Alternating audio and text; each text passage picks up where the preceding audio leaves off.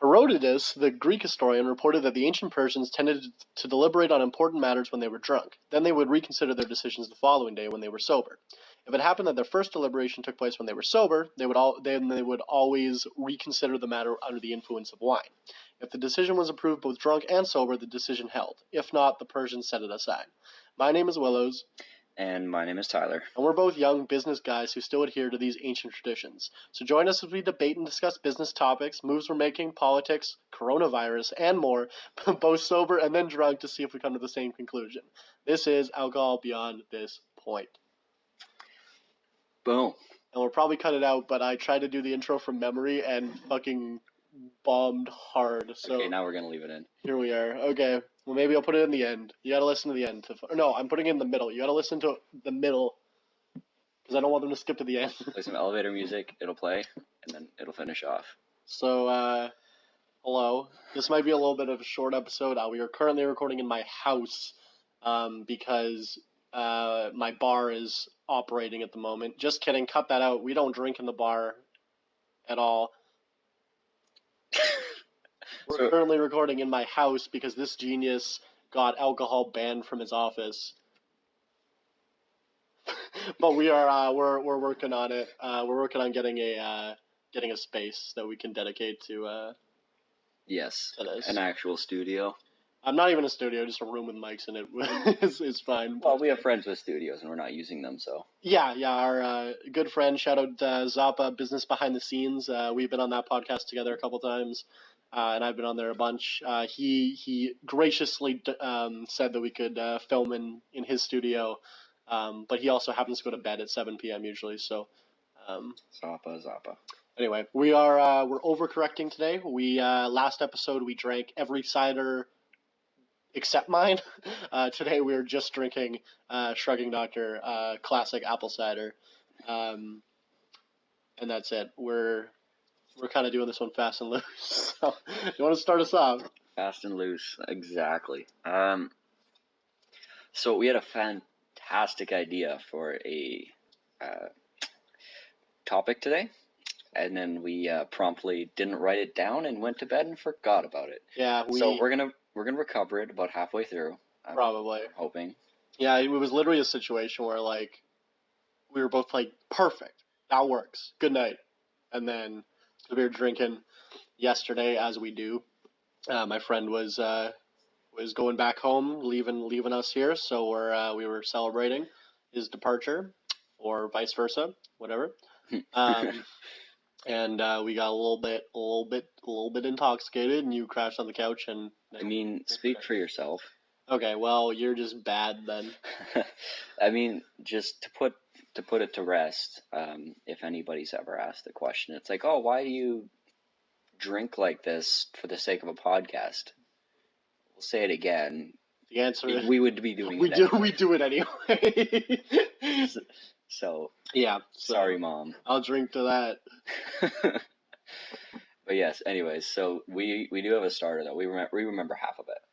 Yeah, remember. Yeah, so we wanted to talk about something that's been on my mind recently, which has been exit strategies from businesses.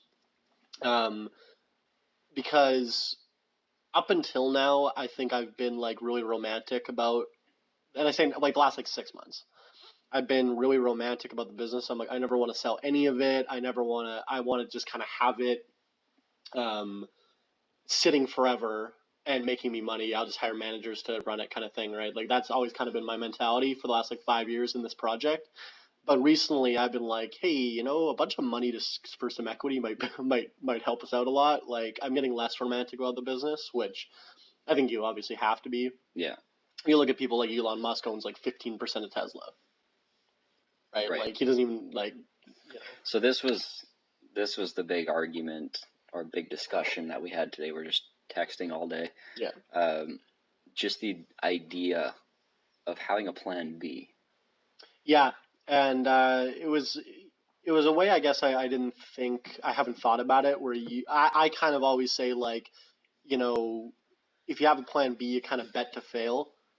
Right. Like I think that people that don't go all in on stuff, they have like all these backup plans and they don't commit to their, whatever they want to do. And I think it's an oversimplification of something.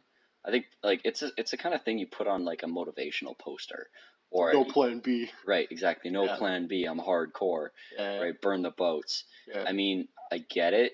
There's sometimes to do that, but you don't win the entire war by burning all the boats behind you. Like, Well, you basically call me a narcissist for that was for thinking. something else. Okay, yeah, but well, you basically said like I'm selfish to think that there's no other options, right? No, Like there's okay, you need to listen. uh, Okay, no, I said you're a narcissist because you're blaming everything that goes wrong on yourself. okay, yeah, And that's I what understand taking responsibility for things, but like when you're getting abused by the government, Yeah. and they're abusing their own power, like that's not something that's your fault. You can fight it a lot and valiantly, but I mean, plenty of people lose fights to the government all the time.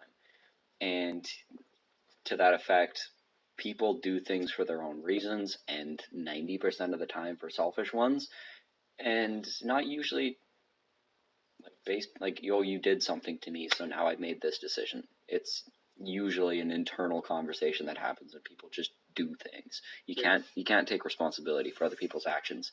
Just like Jim Rohn says, you got to look at it and say, isn't that interesting? Yeah. Just move on. Yeah. Yeah, which was like it was interesting that you said it. Like I hadn't really thought of it like that. Like I think of this business especially like for context. I'm not going to get into details, but for context, government we're in a obviously liquors heavily regulated in this province. The government has been recently moving into making it more regulated, and basically I pay more for everything I do. Yeah, you make more money for doing the same amount of work. Yeah, we make less money for doing the same amount of work. Just because. Just because, yeah, and we're not talking a few percent. We're talking significant money lost off my bottom line. I can't say more than that really because we're in the middle of dealing with it. But so I guess my mentality this entire time has been like if I lose or if I go out of business or I quit or I sell or whatever, I've let them win. Like I've lost. And yeah, and to an effect, yeah, but that's the same idea of the battle versus the war. I mean, you've got your entire life to fight. It's not just going to be with one channel your entire life. Of course. Yeah, I guess I'm competitive and I don't want to fucking let them win, right? Cuz they're not going to get me. Well, evidently they can, but I don't know. It's just like I've put so much goddamn effort into this business, and for these bureaucrats that couldn't care either way to take it away from me is, I don't like to think about it. Like I don't want to. And to be more clear on the idea of having a plan B, I don't think it's like, hey, when you make plan A, you should immediately make plan B. There's a difference between, I think, making plans and making moves and taking action versus for your emotional health. And this is more my stance than anything. I totally believe in the don't make a plan B idea, but because you're a human being and you have fear and you have the understanding that things can go wrong, it's worked really well for me. I had actually a personal coach that ran me through this stuff. When you're really struggling with an idea, you ask yourself, am I feeling shitty right now because there's a want for control that's not being fulfilled. There's a want to be loved, a want to be it's control, fulfillment, love, and acceptance, and safety. So if any one of those is being threatened, you feel anxiety. Yeah. You feel afraid. Yeah. And what I do when my anxiety is building, I'm like, okay, which one of these is triggering right now? Is it the want for control, the want for safety? And the point is, when you want for something, that's telling yourself that you don't have it. Okay. When you want for something, you don't have it. You don't say I want to be safe. You say I am safe. Yeah, which is part of right. Yeah.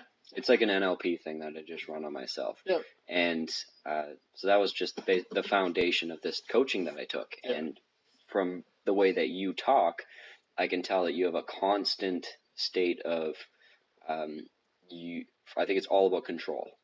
You always I'd say so. you always feel out of control. I don't think you give a shit about safety because you've lived on the street and you can make it happen. So like that part you're okay. You won't die. Yeah, I'm confident in because I think that some people they're like, if I lose my house, that's it. I'm Right. done. Right. Yeah, I'm dead. I'm gonna either off myself or go into the bushes and let an animal do it. Yeah, but yeah, and I'm that part of my life. I'm not too worried. Because I'm just resilient. Like I'll Right. figure it out. Right. But you're just as afraid as most people are of homelessness is how afraid you are of not being in control of everything and everybody. Yeah, I don't disagree with that. See, he always says that. I don't disagree. Double negatives too. Great. Oh. Well, I think to a certain extent, I think I want to. I just don't want to like.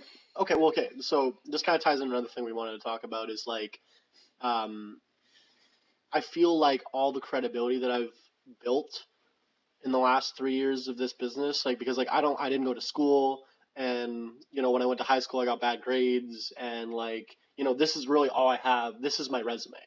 Right. What does that do to my credibility when I fail out of this, rather than exit like selling it? I honestly don't think it matters that much because most people are completely focused on themselves. Yeah. And if a businesses fail most of the time, yeah, of course. Like even businesses that succeed usually end up failing. Yeah. Yeah. How many 300-year-old companies are there? Everything Yeah. fails. How many 300-year-old companies do you know? Yeah, I mean, there's not a ton, right? Like, well, there's like two main ones in Canada at least, like the and Hudson's Bay Company and which is dying. Which ironically, right? Yeah, so I get what you say. So nothing's forever, and that's how I like to look at things. Nothing is forever. So how long and why? Yeah. So with that in mind, like failing becomes a little bit less scary when you think about that. No business ever has to be forever or ever will be, no matter how good you are. Because, I mean, even if you are that good, you'll die and it'll die anyways. I'm just like, I haven't made it to that point yet, though. Right. But who's to say that this is the one thing that's going to make it? Like, well, okay, fine. But like, we're pretty much, we have a positive EBITDA. But like, yeah, absolutely. if we, if we liquidated, sold all our assets, sold all the inventory, paid off all our debt, we'd end up about even. Like I'd end up with $0 in my bank, but no debt, but $0. But that's your credibility, is you've got a profitable business that just got zucked by the government. Yeah, I mean, and I guess I can forever turn that into, because as soon as I'm not reliant on them for my income, better believe I'm gonna set my Facebook page, the Shrugging Doctor Facebook page, to post daily. Daily reminder that we got put out of business because of dumb liquor laws. Yeah, and the more money you make, the more money you can put behind the ads. Well, because what are they going to just sponsor ads? What can they do smearing? to me? Nothing. Right, nothing. Yeah. So that's, and then that may push to a victory of like you can be standing up there in front of the magistrate and say, you know what, these assholes killed my company, with tears in your eyes and like you're literally a homeless bum, and you make that case. Yeah. Would be a hell of a lot more compelling than, I don't make any profit. So maybe that, I'm not saying that's the way that things should go. Absolutely not. Of course, but this is like it's a mental exercise that I do for myself. You're saying that maybe my plan B could also lead me to the same kind of places that I want to go. Exactly. Yeah. It's just a new plan A. Yeah.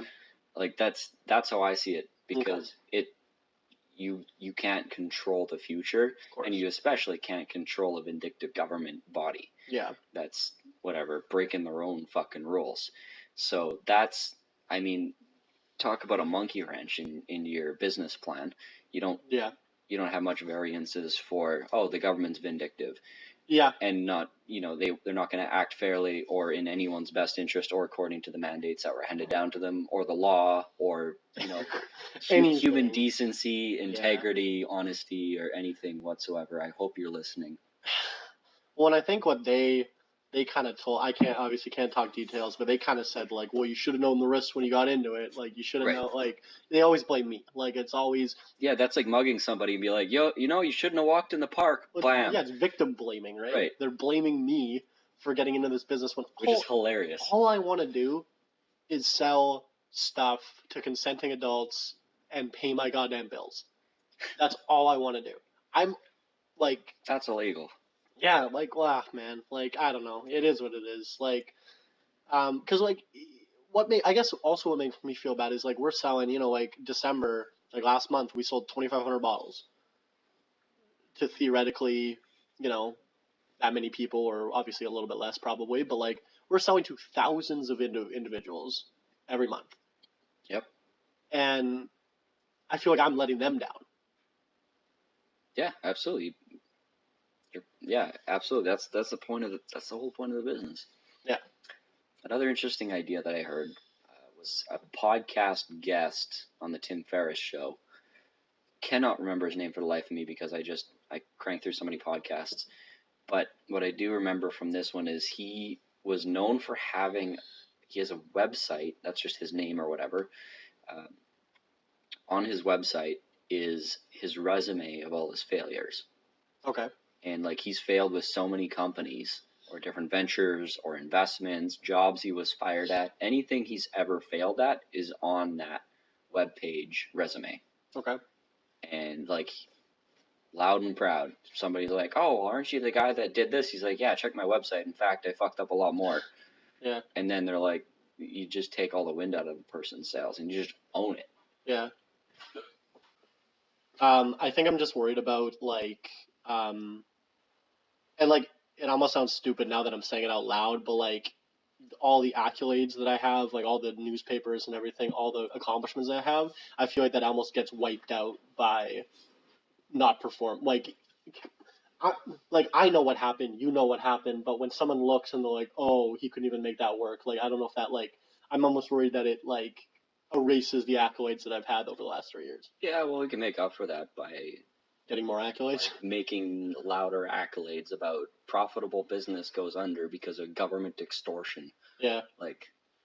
Yeah, like if that's probably gonna get a decent amount of coverage, and in the timeline, like you could put it together, you could put it on your website, you can tell the story, just become like a missionary for the gospel of truth of taking down privatization. Yeah, no. I guess the problem is I can't monetize that. You sure can. Okay, well I fucking have bills to pay today. I can't. Yeah. You know what I mean? Like, I guess. Yeah, I don't know. So exit strategy, as this relates to it. Yeah, because the people always forget or neglect to do them because it's the why. The what?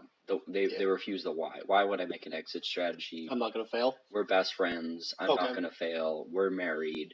Yeah. Like, when we know many a business has gone under because they got a divorce and. Yeah, and most partnerships don't last. Not forever, at least. Not forever. Yeah. I mean, unless you're already sharing a bank account or a bed, the odds are low. Yeah. So, like going into a venture. Yeah. Yeah, and even if you are sharing those things, I mean, the odds still aren't that hot. Yeah. So, have an exit strategy. And the same goes for investors, where your interests are aligned now, but they won't be forever. Right. Can you conclusively say in 5 years my needs are going to be this and their needs are going to be that, and they will still align? No. Yeah, of course. So set up your business in anticipation of an exit strategy. And I don't mean sell the company. I mean, if one leaves, what happens? If both want to leave, what happens? If neither want to leave, what happens? Yeah. And think about all those scenarios, because you talk to a professional investor, that's the first thing they'll ask. Like, okay, what are the exit strategies if this goes sideways? I had to put that in all my business plans when I was getting not investor money, but like loans and stuff, was what happens year 10? Like, you don't want to do this anymore. Yeah.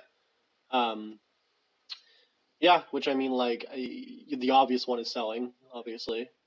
Yeah, if it can be sold. It can be sold, yeah.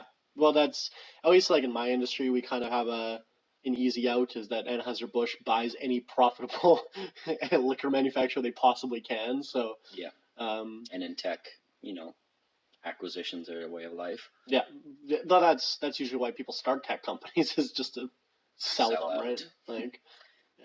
Which, to be fair, at the same time, that mentality pisses me off.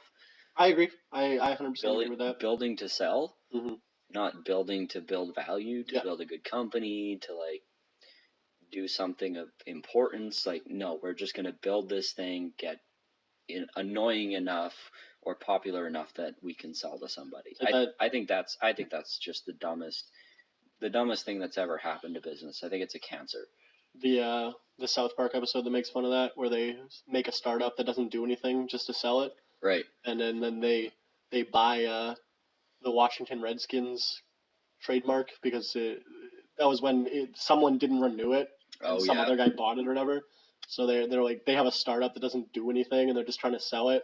And he's like Washington Redskins, go fuck yourself. Like, and like that's the joke, is that like all the investors know that they don't do anything and like they get money anyways. Yeah. And it's like, yeah, well, there's so many fucking tech companies that are never profitable.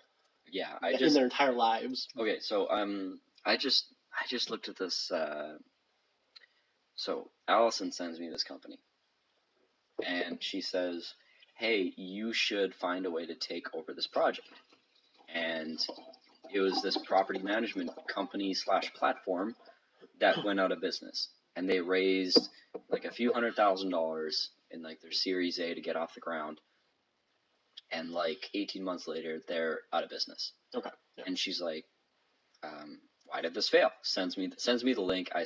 Sends me their pitch deck and all this other stuff that she had access to, and I read through it, and like within 10 minutes I was like, I got worked up. I'm like, this is one of the dumbest things I've ever seen. Like, the pricing doesn't work, the positioning doesn't work, the way they launched makes no sense. This is absolutely stupid. And I was just like ranting and raving about it. Basically, they were trying to be like so many tech companies. Oh, this is the incumbent. This is what is the industry standard. We're going to do all of this and more for less. We're going to do it because we can write code. Yeah, genius, because if it was possible, everyone would have done it, right? Writing code is not a business plan. Yeah. Say it for the people in the back. Yeah. Like, like I've been to so many of these things, like, and I'm mostly excited about it because I've been there for like, I've been there a lot of times, and especially early on, and I just feel sorry for those investors that mistake the stud for the dud. Yeah. It's so difficult. But there was no value there. What do you think of like companies like Uber that haven't made a profit in their entire operation, but they're worth billions of dollars? I don't think I'm qualified to criticize them, but sure. Personal opinion, it's just a great talking point, a great example. I know people that know a lot more than me think it's a terrible business. Yeah, Uber specifically. Yeah, no, I know this guy. He's an investor. He's incredibly good at evaluating business plans. He's built several great startups himself, and he thinks like Uber is one of the biggest jokes and just a shining example of what's wrong with capitalism, I guess. Yeah, well, that's the idea, the strategy behind it. Capitalism isn't flawed because you know what? No, I mean like that's like the worst parts of it. Oh, like, yeah, that's the extreme part. Because you look at companies like that, companies like Snapchat, I think, like haven't made a profit, but they have public shares and people make millions off the shares, buying and selling them, but the company themselves are not making profit. Yeah. Right. I can make a profit. I've done it. Like. But people are like, that's how the way things are done now. You don't have to make profit to make money. Yeah. It used to be. Well, if you're not, they used to call those Ponzi schemes. Yeah, if you're not making any money, then where's the money coming from? Like, how does that work, right? Like new suckers. Yeah. So it's really. Yeah. I found myself like, cause in real estate, it's not like I'm in real estate and that's just what you are. There's 100 different ways, or 100 different parts of the industry. Yeah. In like a small area. And then of those 100 things you can do, there's 100 ways you can attack each of those things. And I've seen so many variations. It's actually incredible.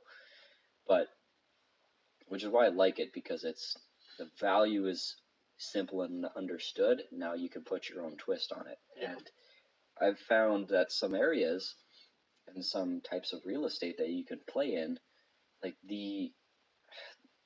Do you know what a positive feedback loop is, like the flywheel effect? Yeah, more or less. Have you read Good to Great? No. Okay. So why don't you explain it for the listeners at home? Right. Let's see if you're on the same page. So Good to Great is a fantastic book. Really, really recommend it. Jim Collins, I believe, is the author. I've heard of it before. Based on like 10 years of research and data crunching. Like, it's an incredible book. But he talks about the flywheel effect, which is another way of saying it is a positive feedback loop, which means at each point of the cycle of the business or of the product or of the value proposition, whatever it is. So, for example, in real estate, we buy a house, there's a positive kick because we make money on the purchase because we negotiate. The seller gets money, he gets to walk away. The realtor makes money, the title company makes money, lawyer makes money if you pay him. Well, you don't need lawyers. Which we try not to pay them. Right. In the States, you use title companies over lawyers. In Canada, you use lawyers. But so that's step one. And then you rehab the property. Contractors make money, and you make a profit on the forced depreciation. Yeah. That's what there's a ton of money in forced depreciation. That's what the flipping shows. So that's sexy. That's fun. And then when you sell the property, you can make a profit on the sale, just as you do on the buy. And another salesperson makes a commission. An investor can still get a good deal. Usually, if you're doing it right, the investor can still get a good deal. And then when they hold the property, now somebody gets a place to live, somewhere that's nicer than it was before. Maybe it's improved the neighborhood. You've taken an old piece of crap and you've made it functional again. You're improving the neighborhood. You're improving the economy, and just the overall having good homes impacts everything. Which you don't realize until you don't have them. Yeah. So it's ridiculous to see, and so that's another positive feedback loop. And then when it gets sold, when the investor wants to liquidate, he's going to walk away because he's got equity. Tenant pay down his mortgage. And the guy that's going to buy it has a new asset, and maybe it's aged. He can force appreciate it again, and this life cycle is to the point where within the same company, because we're full service, we can make money on every single one of those hits. Yeah. On the rent, on the buy, on the sell, on the redo, on the resell, on the rebuy, that's a positive feedback loop. That's when you have something that can build momentum, and the more you do it, the better it gets. Yeah. When you break one of those pieces and you say, okay, now this section of holding the property doesn't make any money. You take the profit out of that and say tenants destroy it, don't pay rent, eviction rates too high, vacancy rates too high, crime rates too high. And you put all those things into that feedback loop, all of a sudden there's no momentum. You hit that stop and you got to restart it again. And you get, one loop around and then you stop. Yeah. You got to push it again. And every time you got to do that push, you got to put in more money. And you know what's coming in that every time? A new person with money. And somebody else is, you're just in a death spiral, basically, because everybody just gets burned out along the way. Yeah. So that's how some of these companies work, where it is only profitable if you exploit one party or another.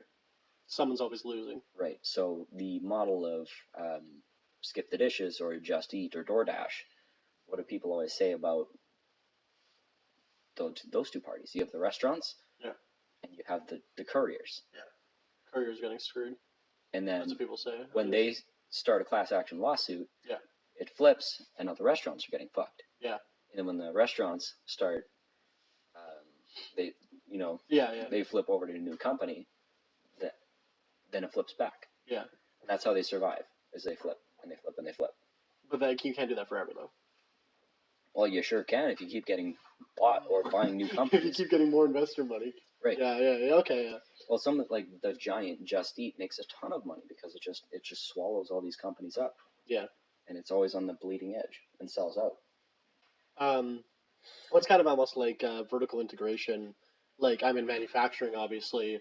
So, like, when you start, like, Budweiser owns the rice farms, and they own the barley, and they own the wheat, and then they buy it from themselves, yeah, and they own the manufacturing plant, and they manufacture in their own plant, and then they own the stores that they're selling in. Yeah, you're just increasing the weight and the stability of the flywheel. Yeah, yeah. Well, like in my situation, what's the cycle there? where I'm like, yours is just smaller. yeah, well, I make stuff and then I sell it. Right. You Right. made 1 or 2 or 3 hits. Yeah. Farmer makes money. Because I bought their fruit or whatever. The maker makes money. Yeah. The seller makes money. Yeah. The consumer. Yeah, because I sell wholesale, so I make the money. Then the seller marks it up, they make the money, and then the consumer gets to drink. Right. So yours is consumer driven, which Yeah. means, you are literally just consuming capital, but your product is also being consumed. So I think it's a little bit of a different effect. But yeah. It's not the same kind of. the money's always new money coming in. Yeah. But that's the point. That's the idea. Yeah. Yeah. Real estate's not a consumable product. Right. Which I like being in consumables. Not that I have much experience with other stuff, but for the most part, I like product-based businesses because I can just sell more. Right. So Right. your flywheel would be broken if, somebody buys your product once and can't or doesn't want to buy it again. Yeah, sure. Or if the farmers that were producing couldn't sell it at a price point that allowed them to profit. Which has happened before. Right. I've gotten screwed by berry farmers because they're like, oh, price has doubled this year. Right. Yeah. And then, it goes on and on and on. Yeah.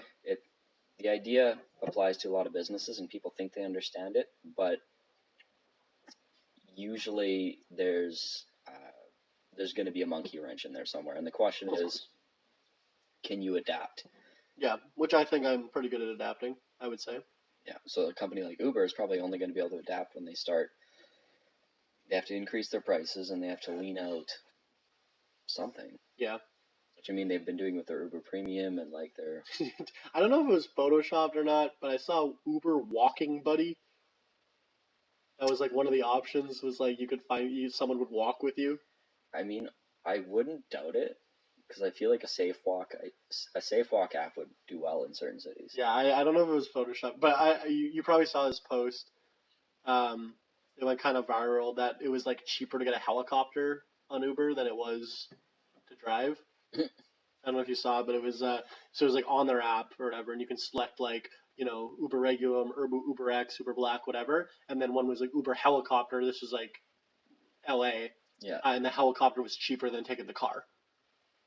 That's amazing. Yeah. Probably because traffic. Yeah, literally. Yeah, LA traffic. Yeah, it was either LA or Vegas or somewhere where they have fucking Uber helicopter. But I think it was LA. Yeah, I believe it. Yeah, it was so funny. Yeah, that was the cheat, and then the tweet was at Uber support. Why is this helicopter cheaper than driving? Yeah, it was pretty funny. Explain the economics to me, please. Thank you. Yeah, it's pretty funny. Well, I've heard some horror stories of LA traffic. It's 20 hours and fucking backed up. There's been one. I saw some in. You get halfway home and you just turn around and go back to work. Here's a segue. I've seen some in China where it's 3 days in a traffic jam. Mm-hmm. But they rebuilt the highway or something. I don't know. Yeah, and maybe here's our expert segue. Maybe that happened because of the outbreak of coronavirus. Yeah, Corona. So this is late January 2020. If you're not dead of coronavirus, then we probably survived it. But actually today, the World Health Organization or whatever declared it a national emergency or a global health emergency. Yeah. Which is the highest classification of plague. Yeah. As it stands today, which means global lockdown on transport. It's just obviously it's not an enforced mandate, but they're just the WHO. We have 2 confirmed cases in Canada right now, and we actually tested them in Winnipeg, in our city, because we have one of the only level 5 or whatever infectious disease facilities in the world. Oh yeah, it's in Winnipeg. Yeah, I know somebody that works there. Yeah, for some reason. Yeah, we have. Yeah, it's one of a few in the world. Yeah, it's 2 in North America or something. We have the highest. We have there's smallpox and shit in there. In vaults or whatever. So it'd be a great target for a terrorist attack. Good luck. Anyway, but it's next. Yeah, it's next to the railroad tracks. But yeah, it's apparently it's in fact now killed more people than SARS killed in 2003 or whatever. Yeah, considerably. Yeah. So since starting this podcast, I've begun subscribing to current issue type of information. So news podcasts and mostly podcasts, but also paying more attention to reading the news app on my phone every morning, kind of like the newspaper. Yeah. Partially because these kinds of things affect real estate. Of course. Yeah. And secondly, because of the podcast. Yeah.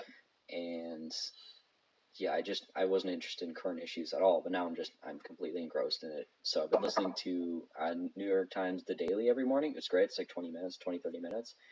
So I'm getting like the day-to-day updates of the corona like advancement, and like every day it seems to be, I don't know if I'm screwing this up, but it's somewhere between like 10 and 20 deaths per day. That sounds right. Yeah. It was at like 100 at the beginning of the week, and it's like 175 now. And that's what's to be fair, reported. though, normal flu, like influenza, kills like tens of thousands of people a year. Right, which is why this is also a big crapshoot. I think 3,000 people a year die in Canada of the flu. Flu and flu-related complications. Yeah. And it's tens of thousands in the United States. Like it's, I always watch stuff like this, and maybe just because I don't trust the government at all, but I always watch stuff like this and I think like, what are they trying to distract me from?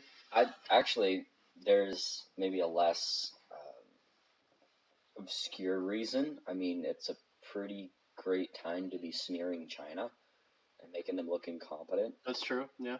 So. Yeah, I mean, like, but obviously China, like, they have locked down multiple cities, right? Yeah, but it's also the other part is like I was listening to, I guess, correspondent this morning, and he was saying that they think there's a lot more cases than they're actually reporting, like sick and deaths, because but China doesn't want to tell the world that, right? Like they think it's considerably worse than they're reporting. Because when the reason they got humiliated with SARS, because they let it go out of control for months before they said anything. Yeah. And now they've acted quickly, but because they still have the same system of beliefs, like they may be doing a lockdown, but an authoritarian government like China. Yeah, they don't have the internet like in many places, right? So. Well, it's more about the mindset of if you bring forward a problem, you can be like your head's on a pike for that thing. Okay. And so people are afraid of bringing anything up that might make them look bad. Sure. So make it look better than it is the mindset. Period. Yeah. Which is why SARS went for so long, because just as a whole, the government acted like that. This time, they're saying, we're not going to be stupid like we did with SARS, because the entire world hated us. Yeah.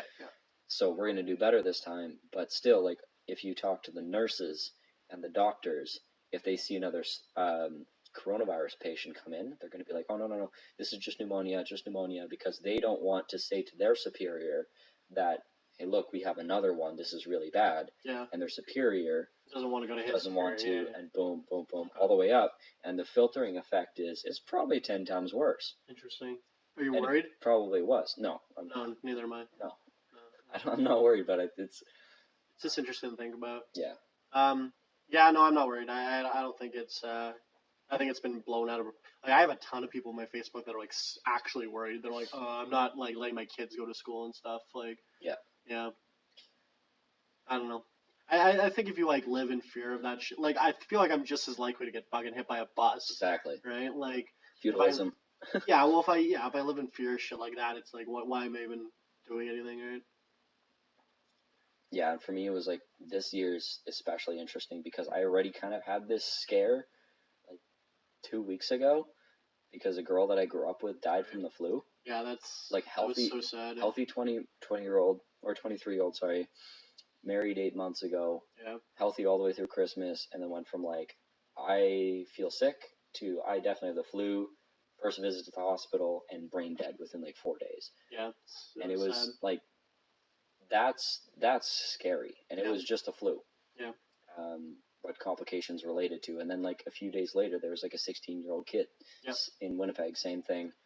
We had 3 people die of the flu in like 2 weeks. That made the news. Yeah. But Oh, they fair. don't report the elderly. They don't report the already sick. And there was like 4 major flu viruses ripping through like Winnipeg and southern Manitoba. And my little sister and her boyfriend were down for 16 days. Like sick? Sick. Like couldn't leave the house sick for like 16 days. And their workplace, I think at the highest point, was down 30% of their staff. That's insane. The elementary schools were at its peak, I think 70% empty. That's insane too. Like, that didn't make the news. Yeah. Well, it made the news here, but like... Yeah, not international news. Right, and then of a bunch of people that caught it, several died. Yeah. So, like that, I think this plays up to the idea like super bugs are getting worse. Yeah. Do you think they really are though? I don't know. I don't know if they. It might just be a factor of getting older. I think our medicine's way better. Well, unequivocally, our medicine's way better than it was. Yeah, but I'm extra nervous because I cannot take like 80% of antibiotics out there. Why, are you allergic? Yeah. Oh. I have I'm allergic / built up tolerance to almost every antibiotic on the market. Interesting. Because I was basically pumped with antibiotics for the first 3 years of my life. So I can, like, most of them, either I can't take or they're ineffective on me. Interesting. So when I get sick, like, it's a real fucking chance the one antibiotic that could save me would also kill you. So I just can't get sick. So knock on wood, I don't get sick often. Same. That's why we're drinking a lot of vitamins C. Well, see, here's the thing. I feel like my blood alcohol level is so high all the time that like germs just die. Nothing can survive. It's like sterilizing. Yeah, I think you're right. I think I'm right as well. I think like I am a shrugging doctor after all. I think age is gonna be the same way. Age is gonna bounce right off you. I think that's gonna happen too. Yeah, I don't think I'm gonna die. Number one, like ever. You shrug your way through life. Shrug my way. Well, I think like in my mind, I'm either gonna die at like 27, or never die, like live to 5,000. Yeah. Yeah. Plan A or Plan A. Exactly. See, this is what I'm talking about. Full circle, baby. Going back to kind of our exit, what do you think about the difference between like selling, and not even my business specifically, but just in general? And I know everything's there's different situations, but like selling a business versus like hiring managers, still owning the business, but taking like a step back and not doing any day to day. I just think that's evolution. I don't know. I don't think that counts as exit. Yeah, but I know a ton of business owners that like, oh, I haven't been to my business in a year. And they just, they take 6 months vacation and they, their managers do everything and they don't really even think about it. Okay, well then I guess there's 2 ways to look at it. Like, you gotta look at the business for what it is, and then you gotta look at the individual. Yeah. What happened to the person? Yeah. Because they're not doing what they used to do, grinding it out every day, staying late, getting up early, stressing out. Like, that person left. Yeah. Well, I guess but that experience is gone. But a lot of people start businesses just so they can make a living. Yeah. Right? And if you can make $50,000 a year without doing any work, that's most people's dream, I think. Right? I want to keep doubling down, but I don't think a lot of people do. Even business owners. Like, because people that start businesses are already a minority of people. And then I think in that, I think people that actually want to be like a billionaire are even smaller. Right, because how much you have to sacrifice in order to keep doubling down. Yeah, exactly. Because we all know billionaires are not necessarily the smartest people. They don't need to be. Usually smart. Usually smart. Quite smart. Quite smart. But not the smartest. Donald Trump. Smartest person in the world. Yeah. Behind, I can't think of someone that's smarter than Trump. Chuck Norris. Putin. Me. Putin is my favorite billionaire. ASMR, wine pouring.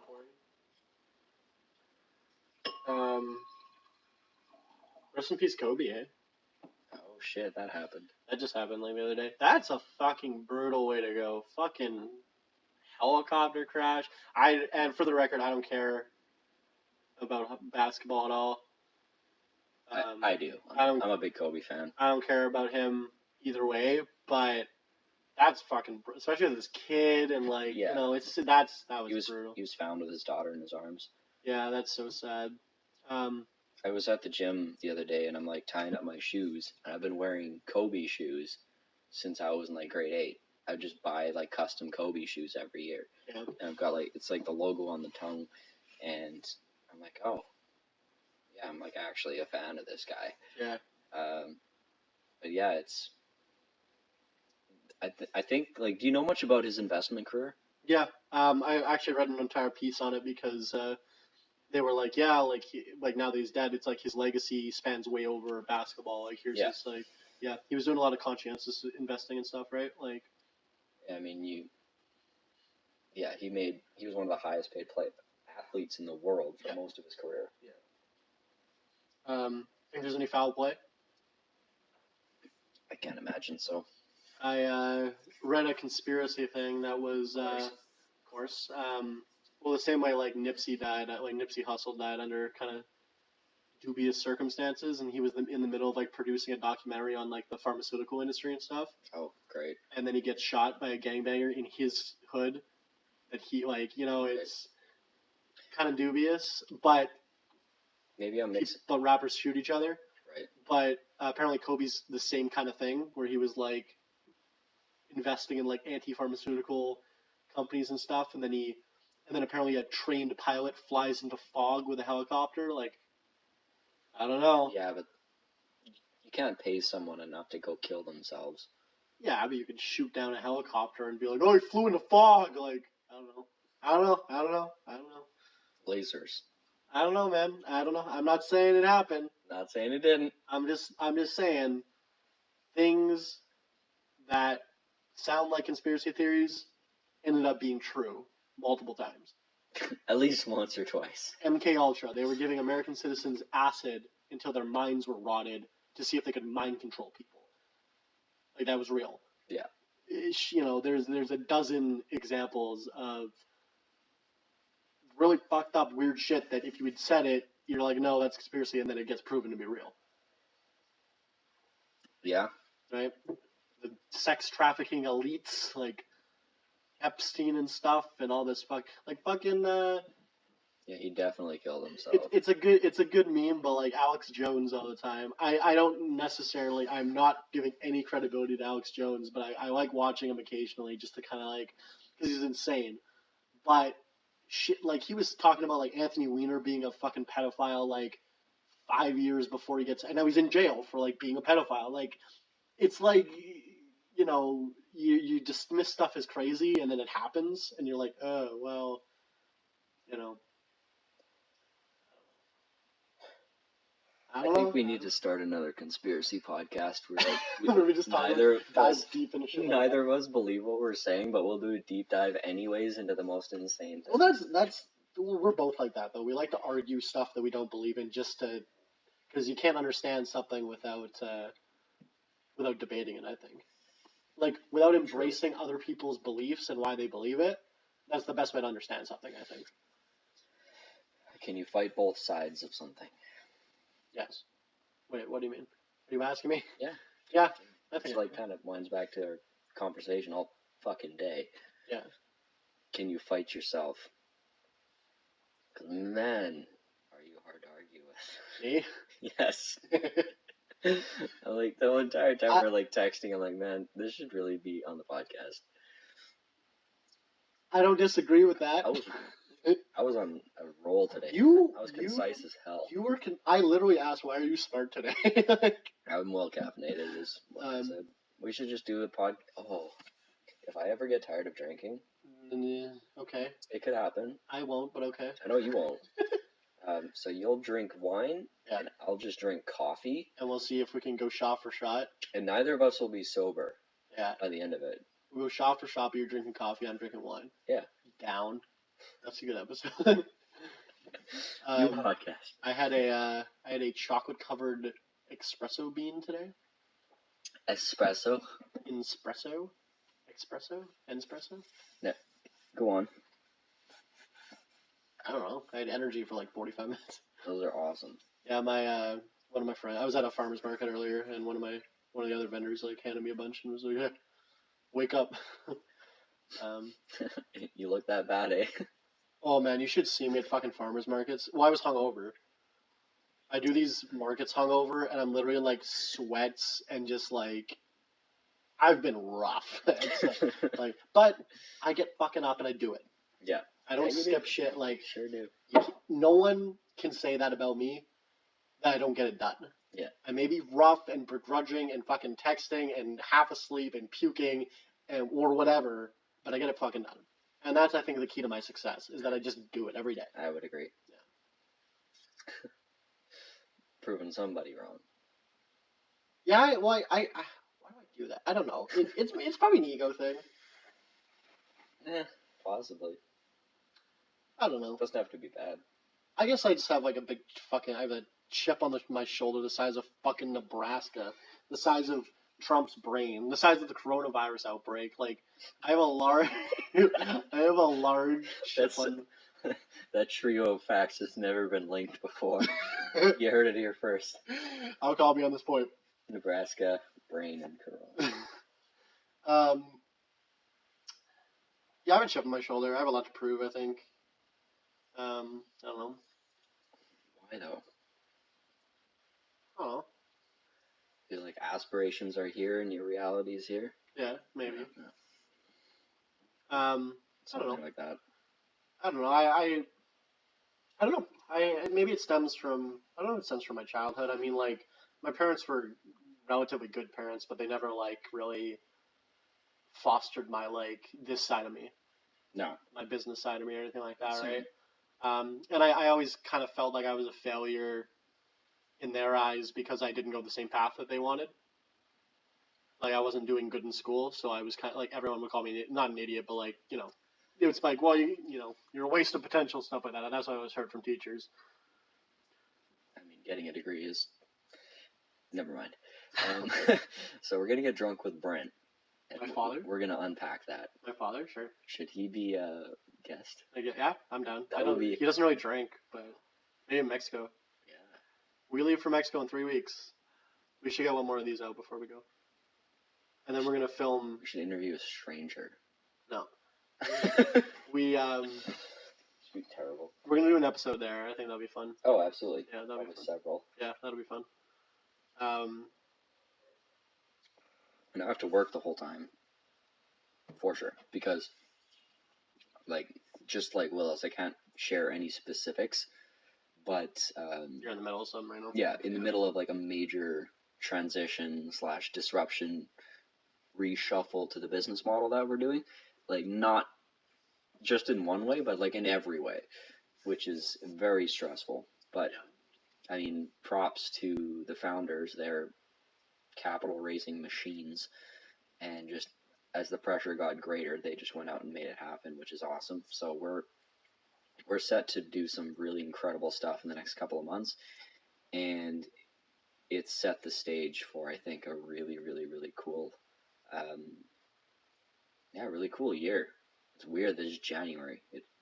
It feels oh god, long. Man. I saw some posts and I'm like, oh god, yeah, it was like it's January 75th. We've had a war, yeah, that too. We've had a World War III scare. We've had a fucking, coronavirus, whatever, like World War Z and World War III. We've had, what else? Whatever else. Like, it's been a long impeachment. Yeah, it's been a long fucking year, and it's January. Like, yeah, no, for real. So yeah, we're in the middle of that, and it's stressful, but also it's probably the least stressed and most excited I've been in a while. Good. Just because things were getting stagnant, and because my gut was telling me that things weren't working. Yay. ASMR.